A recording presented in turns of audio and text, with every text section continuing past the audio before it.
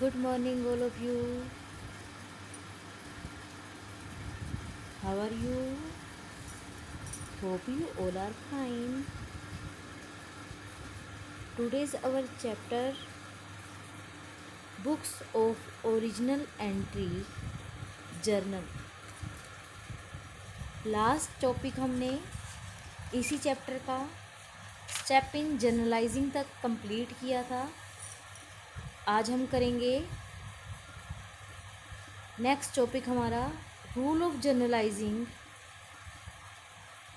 इससे पहले मैं आपको सब याद दिला देती हूँ। जर्नलाइजिंग वाले चैप्टर में हम जर्नल बनाते हैं। जब हम जर्नल बनाते हैं तो उसमें हमको एंट्री करनी होती है।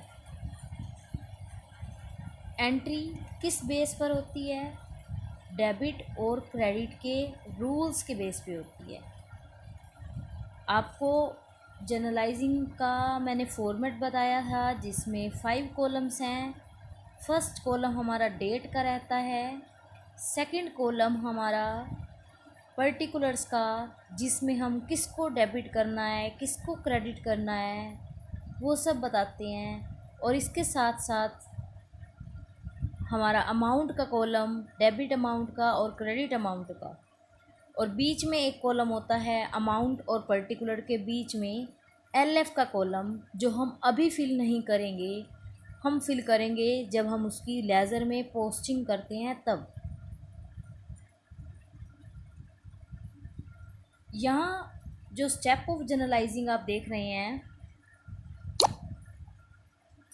इसमें देखेंगे before recording a journal entry it is essential to analyse a transaction in order to determine the two accounts which are affected. Then on the basis of rules of generalizing it must be decided as to which account is to be debited and which account is to be credited. Journal entry में recording करने से पहले आपको ये analyse कर लेना चाहिए या आइडेंटिफाई कर लेना चाहिए कि कौन से अकाउंट पर क्या रूल जो है वो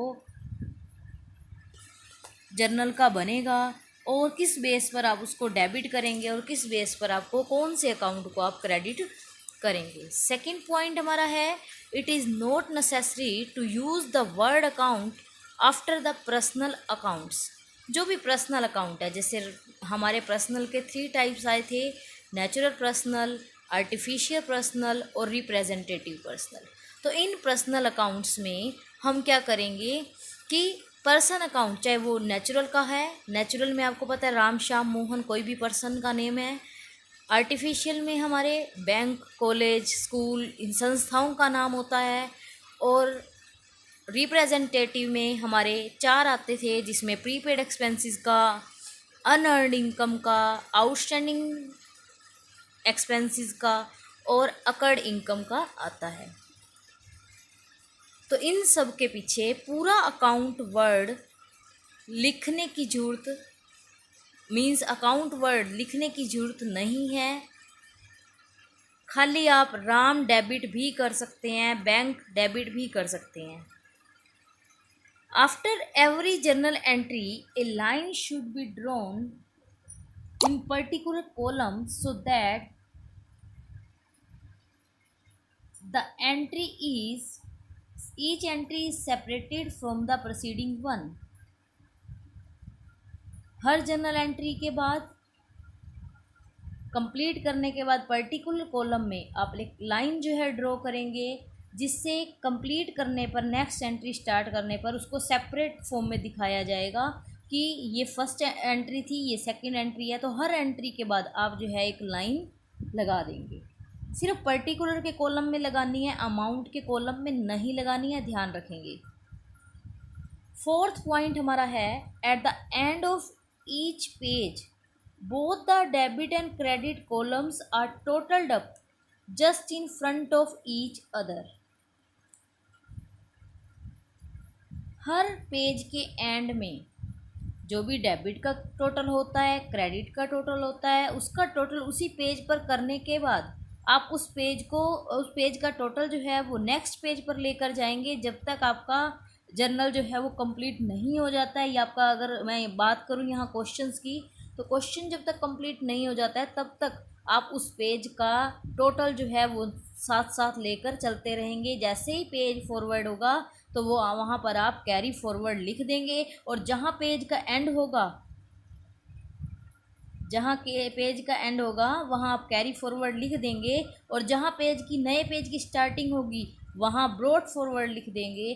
तो यहाँ आप देख सकते हैं, यहाँ CF और BF जो है वो इसी को बताना चाहते हैं कि कैरी फॉरवर्ड CF लिख देंगे और ब्रॉड फॉरवर्ड जो है वो नेक्स्ट पेज पर लाया गया, ये ऐसा आप लिख देंगे। ये तो थे हमारे कौन कौन से स्टेप हैं जो हम इसमें यूज़ करते हैं। इसके बाद हमारी जो बात है रूल ऑफ जनरलाइजिंग।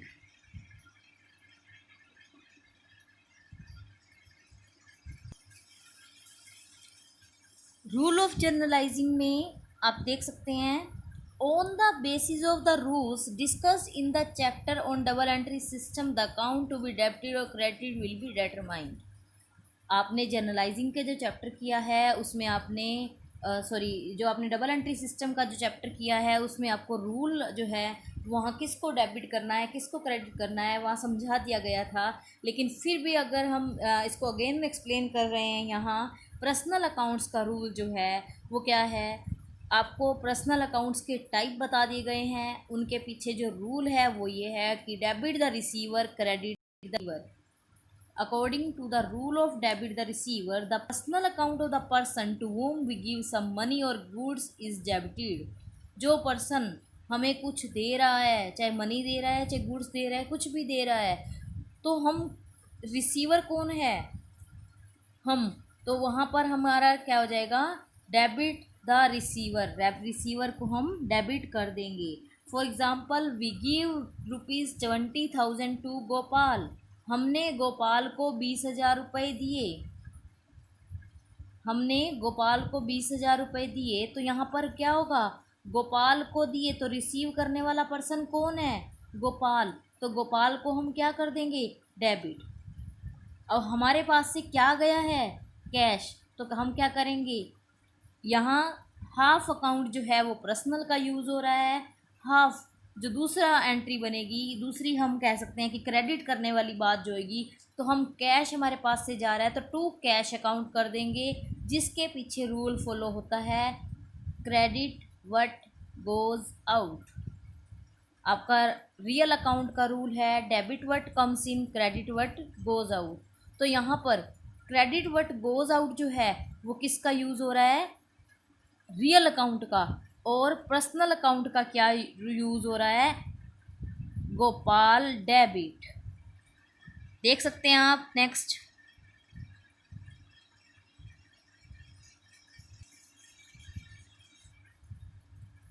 यहाँ देखिए,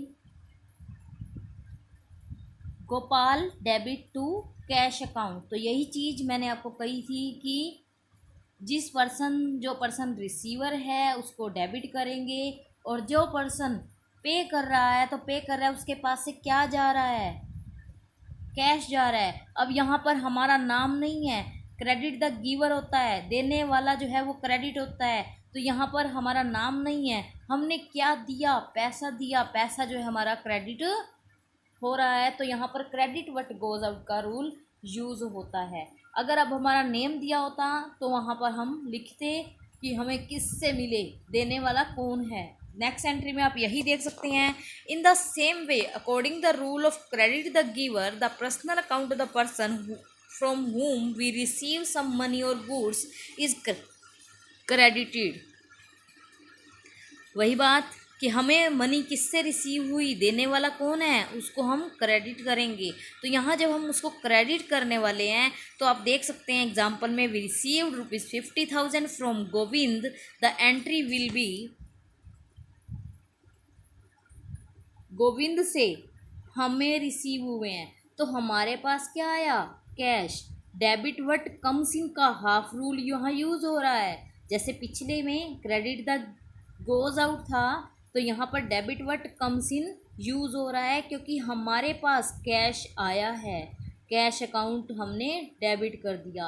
और गोविंद से हमको मिला, हमको किसने दिया, गोविंद ने, तो देने वाला कौन है, गिवर कौन है, गोविंद, तो इसीलिए हमने गोविंद को क्रेडिट किया है। आगे देखेंगे रियल अकाउंट की बात करें। रियल अकाउंट में आप देख सकते हैं, आप सभी को पता है कि रियल अकाउंट का रूल है debit what comes in, credit what goes out. जो भी चीज़ें हमारे बिजनेस में आती हैं उनको डेबिट करते हैं, चाहे वो मशीनरी आए, चाहे कैश आए, चाहे फर्नीचर आए, चाहे बिल्डिंग आए, चाहे प्लांट आए, चाहे गुड्स आए, तो वो सारी चीज़ें जब आएंगी डेबिट होंगी, क्योंकि डेबिट व्हाट कम्स इन है। Second, credit what goes out. Credit what goes out means जो भी चीज़ें जाएंगी वो क्रेडिट होंगी। तो यहाँ पर हम जो है उसी रूल को फॉलो करते हुए हम एंट्री करते हैं। The account of the cash or other property which is received by the business firm is debited. In the same way, the account of the cash or other property which goes out of the business is credited. For example, machinery is bought for rupees 5 lakh. Machinery is bought for rupees 5 lakh. Machinery जो है आपने 5 लाख रुपए की खरीदी है तो machinery आपके पास आ गई, तो आपके पास आई क्या, मशीनरी। अब आपने खरीदी होगी तो कोई फ्री में तो देगा नहीं, तो क्या दोगे आप उसको, कैश दोगे या बैंक से मनी पेमेंट करोगे। तो यहाँ पर हम कहेंगे क्या, हमारे पास आई क्या, मशीनरी, तो आपने मशीनरी को क्या कर दिया, डेबिट। गया क्या, कैश, तो आपने कैश को क्या किया, क्रेडिट। तो machinery account debit to cash account, कितनी अमाउंट से, 5 लाख से। लिखने का तरीका आप समझ ही चुके हैं। जो डेबिट होगा उसके सामने थोड़ा स्पेस छोड़कर आप डेबिट लिख देंगे, और जो क्रेडिट होगा उसके साथ आप क्या कर देंगे, टू लिख देते हैं। और जो नीचे ये गिवन है इसको हम नरेशन कहते हैं। ये आपको मैं पहले ही बता चुकी हूँ जब मैंने आपको इसका फॉर्मेट लास्ट वीडियो में समझाया था। तो ये हमारी हो गई डेबिट अमाउंट का कॉलम, ये हमारा हो गया क्रेडिट अमाउंट का कॉलम। तो इसका टोटल हम क्या है, डेबिट वाली अमाउंट का डेबिट के सामने लिखेंगे, क्रेडिट वाले का क्रेडिट के सामने लिखेंगे। बस आप इसी को ही फॉलो करते हुए सारी एंट्री करते जाएंगे। एक बात और मैं आपको बताना चाहूँगी कि यहाँ पर जैसे ही हमारा पर्टिकुलर के कॉलम में मैंने लाइन बोली, तो पर्टिकुलर का कॉलम यहाँ एक, जैसे ही ये एंट्री मान लो फर्स्ट हो गई, तो फर्स्ट एंट्री कंप्लीट होते ही आप सेकंड एंट्री स्टार्ट करेंगे, तो बीच में ओनली पर्टिकुलर के कॉलम में एक लाइन लगा देंगे, सिंपल।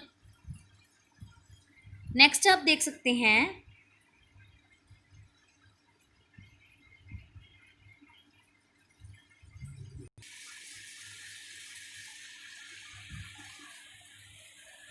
Nominal accounts.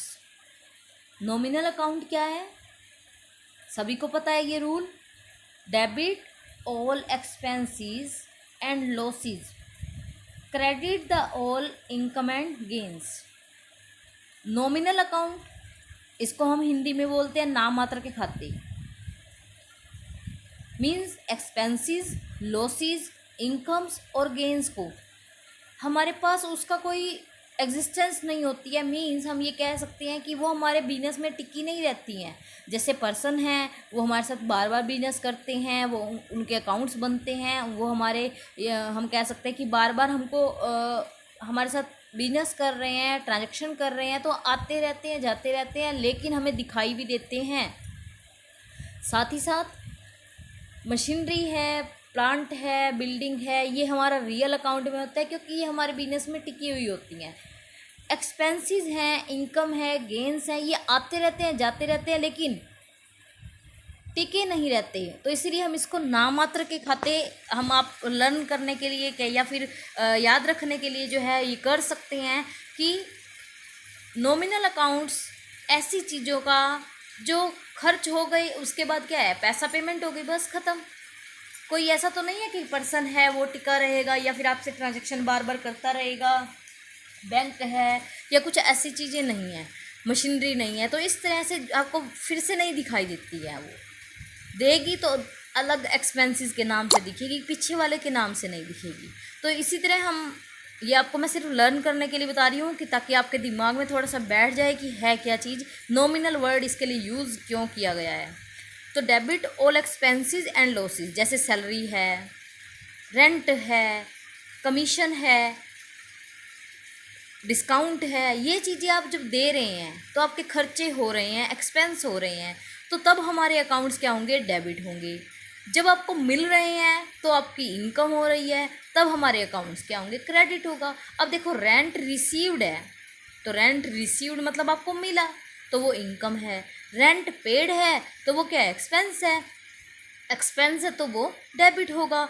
तो इसी तरह से ही कमीशन रिसीव्ड है तो इनकम हुई, कमीशन पेड है तो डेबिट हुआ, डिस्काउंट रिसीव्ड है तो इनकम हुई, डिस्काउंट पेड है तो एक्सपेंसेस हुए।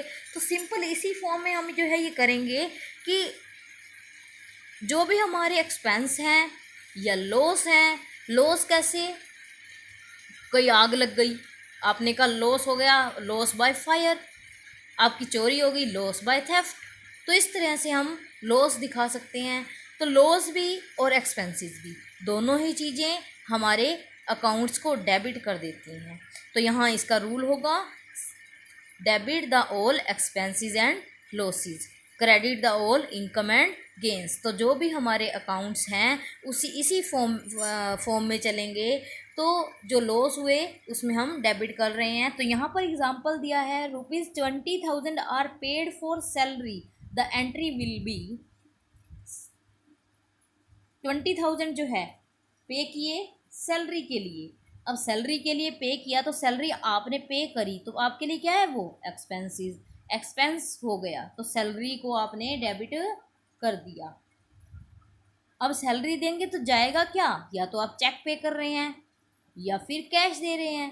तो चेक पे करते हैं तो बैंक का नाम लिख देते हैं, कैश करते हैं तो कैश का नाम लिख देते हैं। तो यहाँ एंट्री हो जाएगी, कुछ कहा नहीं गया था कि कैसे पे करी, तो हम कैश ही मानकर चल रहे हैं। तो क्या होगा, salary account debit to cash account.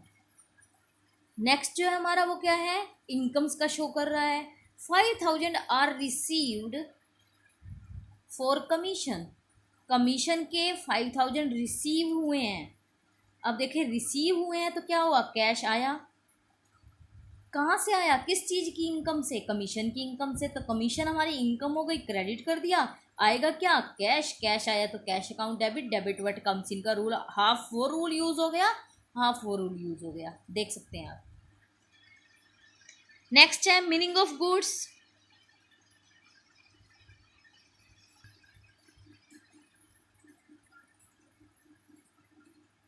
Meaning of goods में आप देखेंगे गुड्स होता क्या है, माल।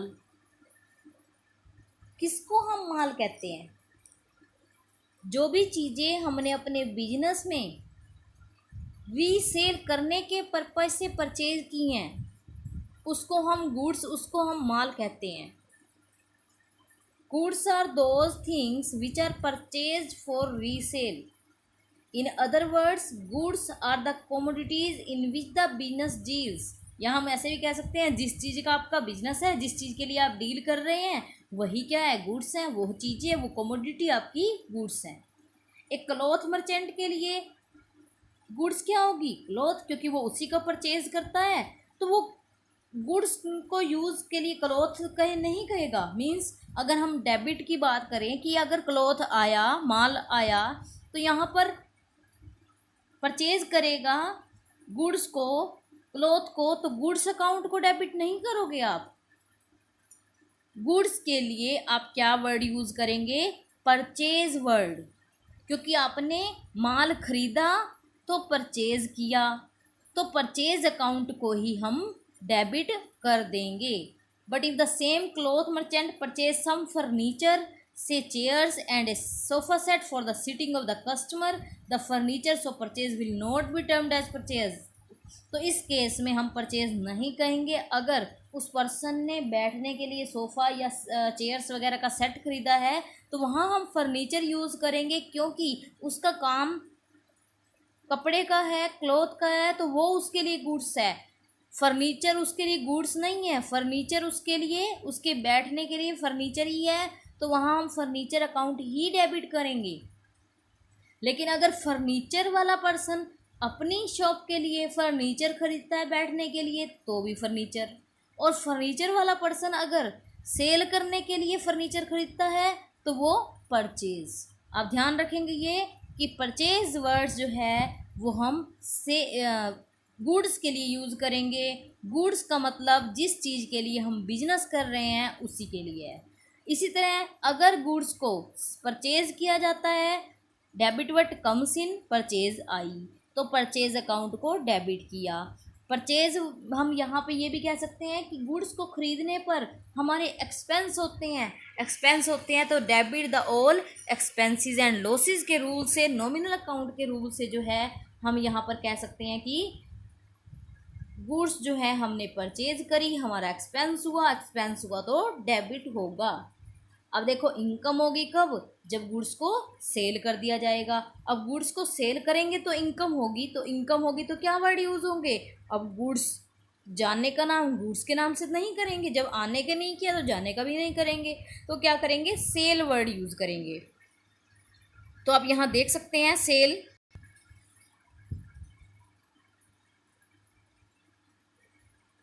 तो सेल करने पर देख लीजिए आप यहाँ, when goods are sold instead of crediting goods account, sale account is credited.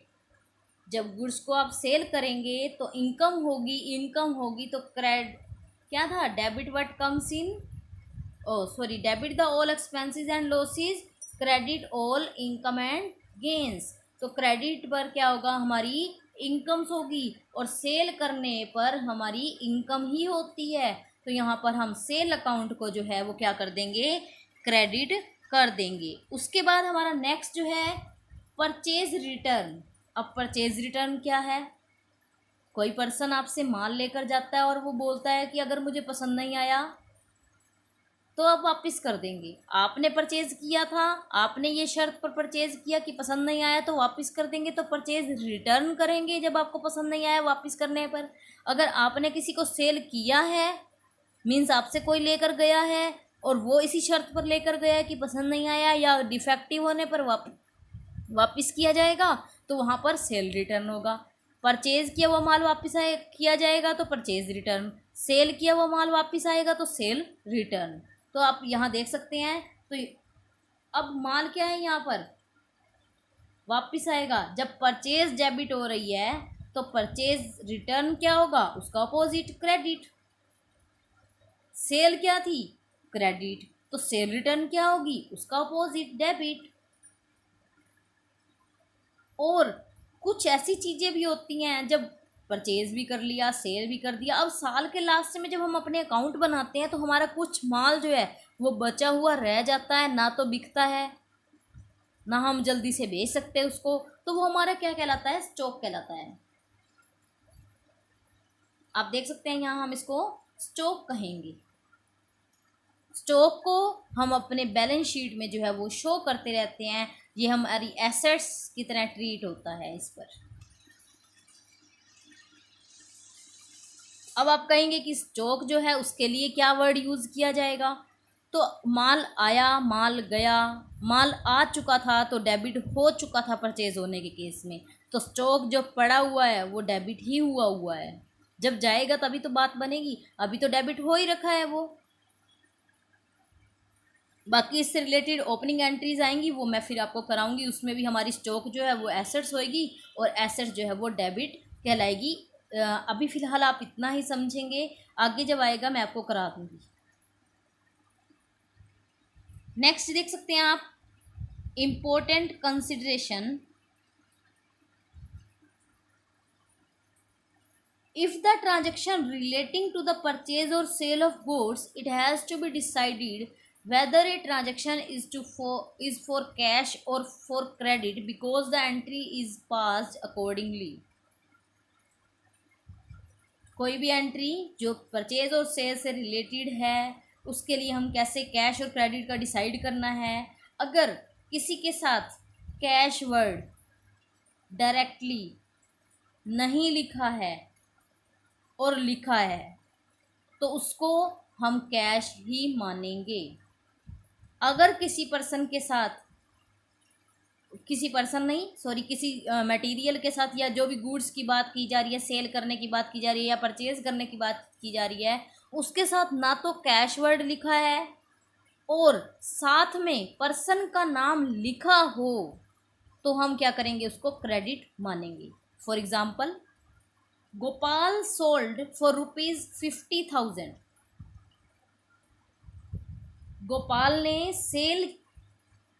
Gopal sold for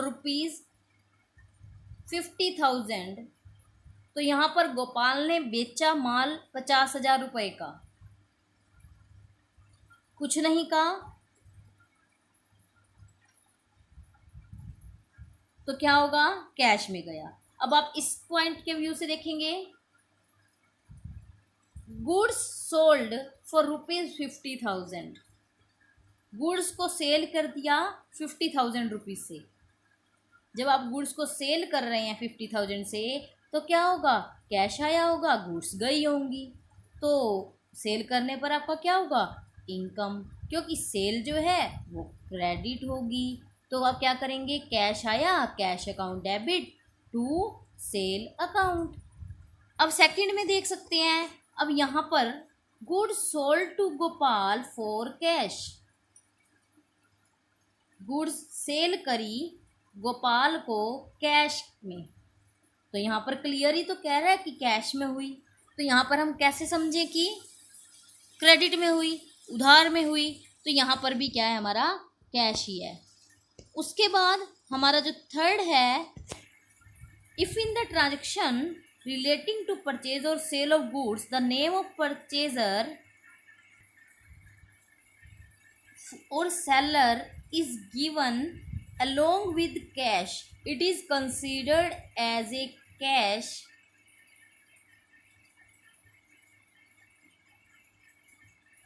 repeat कर रही हूँ,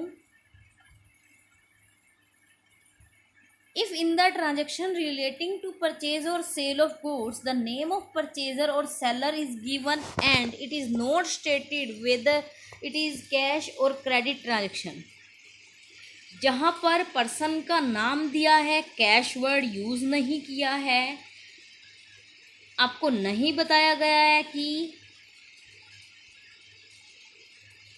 क्रेडिट में परचेज किया या कैश में परचेज किया, तो वहाँ पर जैसे ही पर्सन का नाम गिवन होता है, तो वहाँ पर हम कह देते हैं कि ओनली पर्सन का नेम गिवन है, तो उसने वो क्रेडिट में किया होगा।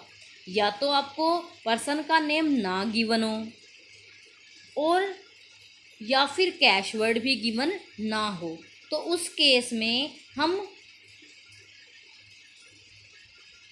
दोबारा से समझेंगे, जब पर्सन का नेम गिवन नहीं हो, जैसा कि फर्स्ट केस में हमारा हुआ था, पर्सन का नेम गिवन नहीं था।